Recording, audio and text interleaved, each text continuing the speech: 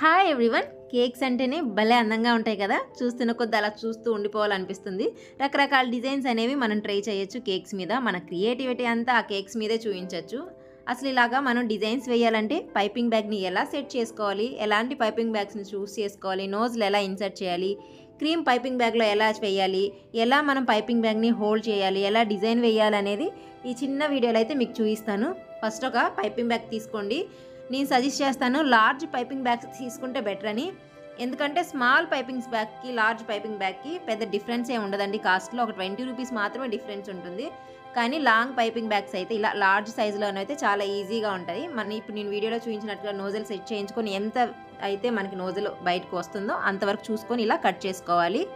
Nozzle ఏవైనా సరే వాటి కొన్ని కట్స్ ఇస్తారు కదా నోజల్ డిజైన్ బయటికి రావడానికి. ఆ కట్స్ అనేవి కంప్లీట్గా ఇలా బయటకి కనిపించాలన్నమాట. చూసారు కదా వీడియోలో ఆ కట్స్ అనేవి మనం పైపింగ్ బ్యాగ్ అనేది కట్స్ మీదకి రాకూడదు. ఇలా కట్స్ అన్ని కంప్లీట్గా బయటికి రావాలండి. అంటే హాఫ్ నోజల్ బయటికి రావాలి. అలానే కంప్లీట్గా ఒక 30% నోజల్ని బయటకు అయితే పెట్టకూడదు. ఎందుకంటే మళ్ళీ పైపింగ్ బ్యాగ్లో నుంచి నోజల్ బయటకు వచ్చేస్తుంది.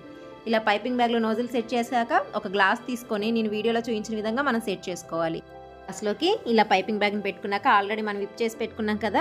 మనం ఎంత విపింగ్ క్రీమ్ అయితే మనకు కావాలో మనకు కావాల్సినంత విపింగ్ క్రీమ్ని స్పాచులా సాయంతో ఇలా ఫిల్ చేసుకోవాలి. లేకపోతే స్పూన్ అయినా యూస్ చేసుకోవచ్చు. ఇలా చేయడం వల్ల పైపింగ్ బ్యాగ్ పై వరకు క్రీమ్ వచ్చేసి మెస్సీ కాకుండా ఉంటుంది. మనకి ఎంత కావాలో అంత తీసుకున్నాక నేను చూపిస్తున్న విధంగా కింద నుంచి మళ్ళీ సేమ్ అలాగే మన ఎడ్జెస్ అనేవి ఆ క్రీమ్కి టచ్ అవ్వకుండా తీసుకొని నిదానంగా మన నోజల్ వరకు ఈ క్రీమ్ వెళ్ళేలాగా మనం ప్రెస్ చేసుకోవాలి.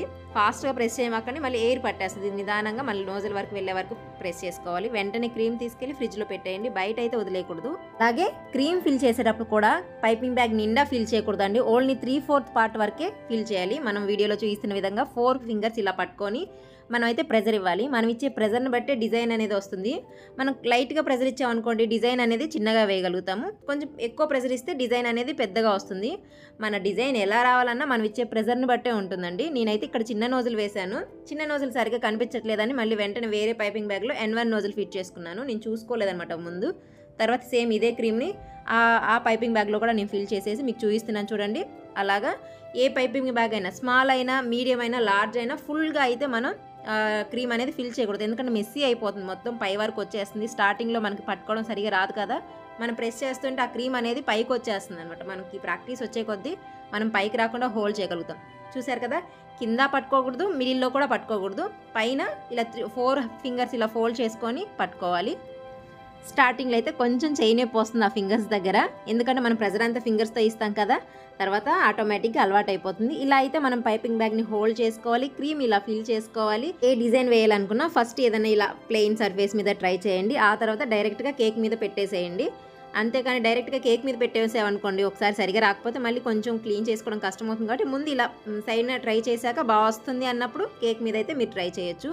తర్వాత ఈ పైపింగ్ బ్యాగ్స్ని వెంటనే పడేయాల్సిన అవసరం లేదండి. ఇలాగా నార్మల్ వాటర్తో వాష్ చేసేసి కొంచెం ఎండలో పెట్టేస్తే ఒక 2-3 టైమ్స్ అయితే మనం యూస్ చేసుకోవచ్చు ఈ పైపింగ్ బ్యాగ్స్ని. నేను చెప్పాను కదా, ఎవరికైనా తీసుకోవాలి అనుకుంటే లార్జ్ పైపింగ్ బ్యాగ్స్ తీసుకోండి ఒకేసారి, లేకపోతే మీడియం తీసుకోండి. కానీ స్మాల్ తీసుకోవద్దు. స్మాల్లో చాలా తక్కువ క్రీమ్ అనేది ఫిల్ చేయగలుగుతాము. ఈ వీడియో అయితే మీకు నచ్చిందని అనుకుంటున్నాను. Thank you for watching. మళ్ళీ కలుద్దాం మరో వీడియోలో.